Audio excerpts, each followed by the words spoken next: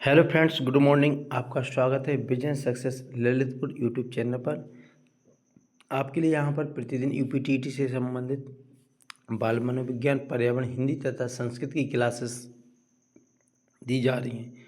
तो आप लोगों से रिक्वेस्ट है कि आप लोग चैनल को लाइक, सब्सक्राइब और शेयर अधिक से अधिक करिए, जिससे चैनल आगे बढ़ सके और आप लोगों की मदद की जा सके। आइए देखते हैं, आपका बाल विकास का जो बहुविकल्पी प्रश्न होते हैं वह कराए जा रहे हैं, क्योंकि आपके एग्ज़ाम की डेट भी आने वाली है जो फर्स्ट सेमेस्टर वाले हैं, क्योंकि अभी फोर्थ सेमेस्टर वालों की डेट आ चुकी है।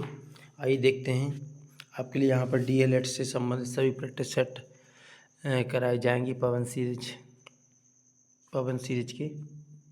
आइए देखते हैं, केंद्रीय प्रवृत्ति का मापक नहीं है तो इसका सही आंसर है प्रसार। केंद्रीय प्रवृत्ति का मापक नहीं है, इसका सही आंसर है प्रसार। यहाँ पर आपके लिए सारे जो अभी पुराने पेपर हुए हैं 2024, 25, 26, इसके भी सारे क्वेश्चन आंसर कराए जाएंगे। आप लोग इससे निष्फिक्र रहिए, आप लोगों को यहाँ इस चैनल के माध्यम से बहुत हेल्प की जाएगी। हैंड रिटन नोट्स भी प्रोवाइड कराए जाएंगे। जो बच्चे यूपीटीटी की तैयारी करना चाहते हैं वह भी इस चैनल के माध्यम से तैयारी कर सकते हैं। आइए अगला प्रश्न है, थॉर्नडाइक ने सीखने से संबंधित मुख्य कितने सिद्धांतों का प्रतिपादन किया था? तो आपको इसका सही आंसर है द, यानी कि 3 प्रकार के मुख्य सीखने के सिद्धांत दिए थे इन्होंने। तत्परता का सिद्धांत, अभ्यास का और प्रभाव का। नवजात शिशु में हड्डियों की संख्या कितनी होती है? तो आपको याद रखना है 270 हड्डियों की संख्या होती है। जैसे ही व्यक्ति का विकास, जो बालक होता है, बालक से व्यक्ति यानी कि विकास होता जाता है, वैसे उनकी जो हड्डियाँ होती हैं वह क्या हो जाती हैं, ज्वाइंट यानी जुड़ती जाती हैं, तो हड्डियों के बाद में संख्या कम बचती है। तो आपको याद रखना, जब नवजात शिशु होता है तब हड्डियों की संख्या होती है 270। क्रिया प्रसूत अधिगम सिद्धांत के प्रतिपादक कौन है? तो आपको याद रखना है, क्रिया प्रसूत अधिगम सिद्धांत के प्रतिपादक स्किनर महोदय हैं। आपराधिक प्रवृत्ति का सर्वाधिक विकास होता है? तो आपको याद रखना किशोरावस्था में। संज्ञानात्मक क्षमता की कमी से व्यक्तित्व में कठिनाई होती है, इसका सही आंसर आपका क्या है? बौद्धिक विकास में। संज्ञानात्मक क्षमता की कमी से व्यक्तित्व में कठिनाई होती है, किस में होती है? बौद्धिक विकास में। किसी दूसरी वस्तु की अपेक्षा एक ही वस्तु पर चेतना का केंद्रीकरण अवधान कहलाता है। एक कथन किसका है? एक कथन डम्बल महोदय जी का है। बुद्धि का विकास लगभग पूर्ण हो जाता है कौन सी अवस्था में? सभी अवस्था में, शैशव, किशोर, बाल्यावस्था में।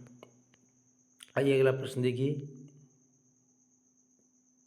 सीखने को प्रभावित करने वाला सबसे महत्वपूर्ण कारक क्या होता है? तो आपको याद रखना है प्रेरणा, यानी मोटिवेशन। बालक के अभिप्रेरणा उत्पन्न करने का प्रमुख स्रोत क्या होता है? रुचि। यदि बालक में रुचि होगी तो वह अपने आप पढ़ाई करेगा और उसका मन भी लगेगा, इसलिए इसमें सब मुख्य कारण होता है रुचि का। आनुवंशिकता का वाहक होता है? तो आपको याद रखना है जीन्स। जीन्स क्या करते हैं? एक पीढ़ी से दूसरी पीढ़ी में जो विशेषताएं पाई जाती हैं उन विशेषताओं को एक दूसरे पीढ़ी में ट्रांसफ़र करने का कार्य करते हैं। व्यक्तित्व मापन की सबसे अच्छी विधि क्या होती है? तो आपको याद रखना प्रेक्षेपण। प्रेक्षेपण व्यक्तित्व मापन की सबसे अच्छी विधि होती है। भाटे बैटरी परीक्षण संबंधित है? तो किससे संबंधित है? बुद्धि से। आपको याद रखना है, भाटे बैटरी का परीक्षण जो किया जाता है वह बुद्धि से संबंधित होता है। शिक्षा में सृजनात्मकता का प्रयोग किस रूप में होता है? तो आपको याद रखना है चिंतन के रूप में। पियाजे के अनुसार बालक के संज्ञानात्मक विकास की स्थितियाँ कितनी बताई गई हैं? तो आपको याद रखना है 4 प्रकार की। संवेदी, पूर्व, मूर्त और औपचारिक संक्रियात्मक अवस्था। बाल विकास के अंतर्गत निम्नलिखित आयु वर्ग है, तो कौन सी? 0 से 18 वर्ष। बुद्धि का विकास लगभग पूर्ण हो जाता है, तो आपको याद रखना है किशोरावस्था में। नवजात शिशु में हड्डियों की संख्या बता दी गई है, पहले भी 270। सीखने को प्रभावित करने वाला सबसे महत्वपूर्ण कारक क्या होता है? तो आपको याद रखना है प्रेरणा। सीखने की सही परिभाषा क्या है? अनुभव और प्रशिक्षण द्वारा व्यवहार में परिवर्तन यदि हो रहा है तो वह क्या कहलाता है? सीखना कहलाता है। आइए अगला प्रश्न, शैशवावस्था का काल है जन्म से कब तक? आपका इसका सही आंसर है 6 वर्ष तक। शैशवावस्था का जो काल माना जाता है 0 से 6 वर्ष तक का। 20वीं शताब्दी को बालक की शताब्दी कहा, किसने कहा था? क्रू एंड क्रू ने। यह बहुत महत्वपूर्ण कथन होता है, टीईटी की परीक्षा में भी पूछा जाता है। शैशवावस्था में काम प्रवृत्ति होती है, प्रबल होती है। कैसे होती है? प्रबल, यानी प्रबल होती है शैशवावस्था में इसकी काम प्रवृत्ति। बालक प्रथम 6 वर्षों में बाद के 12 वर्षों का दूना सीख लेता है, किसने कहा था? गैसल महोदय जी ने कहा था। शैशवावस्था को सीखने का आदर्श काल किसने कहा है? एक प्रश्न पूछा जाता है यूपीटीटी की परीक्षा में, बहुत महत्वपूर्ण होता है, तो आपको याद रखना है वैलेंटाइन महोदय ने। शैशवावस्था को सीखने का आदर्श काल किसने कहा है? वैलेंटाइन महोदय ने। किशोरावस्था का काल होता है, आपको याद रखना है 12 से 18 वर्ष। बुद्धि का विकास लगभग पूर्ण हो जाता है कौन सी अवस्था में? किशोरावस्था में। किशोरावस्था शैशवावस्था की पुनरावृत्ति है, कथन किसका है? तो यह कथन आपका रॉस महोदय का है। किशोरावस्था शैशवावस्था की पुनरावृत्ति है, कथन है आपका रॉस महोदय का। किशोरावस्था जीवन का सबसे कठिन काल है, यह भी महत्वपूर्ण कथन होता है, पेपर में पूछा जाता है, तो आपको याद रखना है किलपैट्रिक का। किसका है? किलपैट्रिक महोदय जी का। मानसिक स्वतंत्रता एवं विद्रोह की भावना प्रबल होती है कौन सी अवस्था में? किशोरावस्था में। आप लोगों ने देखा होगा कि किशोरावस्था में व्यक्ति एक दूसरे से यानी माता पिता की बात नहीं मानता है, अपने दोस्तों की बात मानता है, तो इसमें क्या होता है? विद्रोह की भावना उत्पन्न होती है। काम समस्त जीवन का नहीं तो उसकी किशोरावस्था का अवश्य मूल तथ्य है, कथन किसका है? रॉस महोदय का। आइए अगला प्रश्न देखिए। आपराधिक प्रवृत्ति का शब्द विकास होता है, आपको याद ही होना चाहिए, किशोरावस्था। बाल्यावस्था का काल होता है 6 से 12 वर्ष। रॉस के अनुसार बाल्यावस्था की सबसे प्रमुख विशेषता होती है शारीरिक और मानसिक स्थिरता। बाल्यावस्था जीवन का अनोखा काल है, कथन बार बार पूछा जाता है, याद रखना कॉलिबम ब्रूस का। शैशवावस्था में बालक का भार बालिका से क्या होता है? अधिक होता है। नवजात शिशु में हड्डियों की संख्या बता दी गई 270 होती है। आत्म के अंदर व्यक्ति का व्यक्तित्व होता है अंतर्मुखी, अंतर्मुखी, बहिर्मुखी, उभयमुखी सभी। कौन सा होता है इसका सही आंसर है? अंतर्मुखी। सुसमायोजित व्यक्ति का लक्षण नहीं है, इसका सही आंसर लोगों को बाधा पहुंचाने वाला। कल्पना की सामग्री स्मृतियाँ, यह कथन किसका है? तो बोरिंग व अन्य महोदय का। कल्पना की सामग्री स्मृतियाँ, यह कथन है आपका बोरिंग व अन्य महोदय का।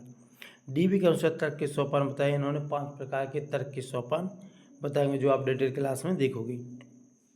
चिंतन के साधनों में एक है, क्या है? संकेत। ये वाला प्रश्न, प्रयत्न एवं भूल का सिद्धांत का प्रतिपादन किया था थॉर्नडाइक महोदय ने।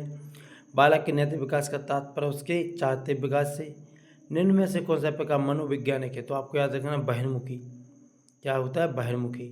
आत्म केंद्रित व्यक्ति का व्यक्तित्व होता है, कैसा होता है? अंतर्मुखी होता है। चिंतन के साधनों में से एक है संकेत। बालक में अभिप्रेरणा उत्पन्न करने का प्रमुख स्रोत क्या होता है? रुचि होता है। स्मृति एक आदर्श पुनरावृत्ति, यह कथन किसका है?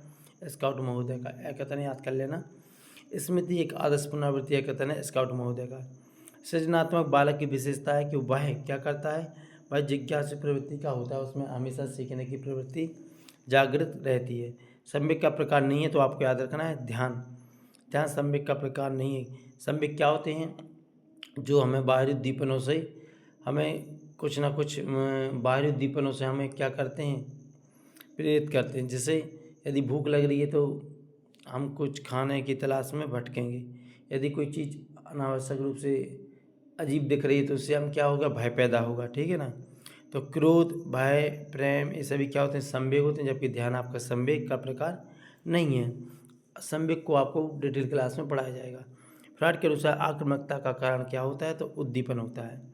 बाल विकास के अंतर्गत निम्नलिखित आयु वर्ग है, तो आपको याद रखना 0 से 18 वर्ष बाल विकास उपयोगी होता है, उपयुक्त में से कोई नहीं। बालकों के लिए, शिक्षकों के लिए, बालकों और शिक्षकों दोनों के लिए। तो बाल विकास उपयोग होता है, उपयुक्त में से कोई नहीं। उपयुक्त में से कोई नहीं, इसका सही आंसर होगा बालक एवं शिक्षकों दोनों के लिए।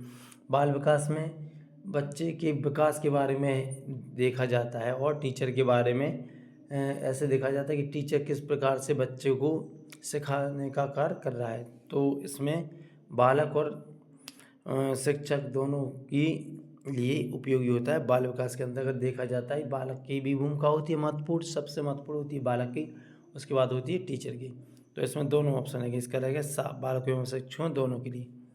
तो ये आपकी थी बहुत शॉर्ट क्लास है, 1 लाइनर अभी प्रश्न चल रहे हैं। आपकी पवन सीरीज के जो DLED अभ्यर्थी हैं उन सभी के लिए मदद की जाएगी। इस चैनल के माध्यम से आपके लिए फ्री हैंड रिटन नोट्स भी प्रोवाइड कराए जाएंगे। तो आप लोगों से रिक्वेस्ट है कि आप लोग चैनल को सब्सक्राइब, शेयर अधिक से अधिक करिए, जिससे आपके लिए नोटिफिकेशन आ सके और आपको लिए हेल्प की जा सके। थैंक यू, धन्यवाद।